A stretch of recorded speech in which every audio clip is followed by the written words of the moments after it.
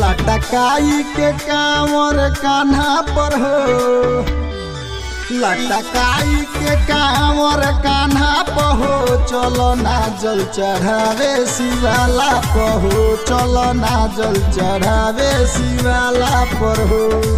लेके कान्हा पर कांवर गोरे गोरे, लेके कान्हा पर कांवर गोरे गोरे, चल भौजी दर्शन कल भोरे भोरे, चल भौजी दर्शन कल भोरे भोरे।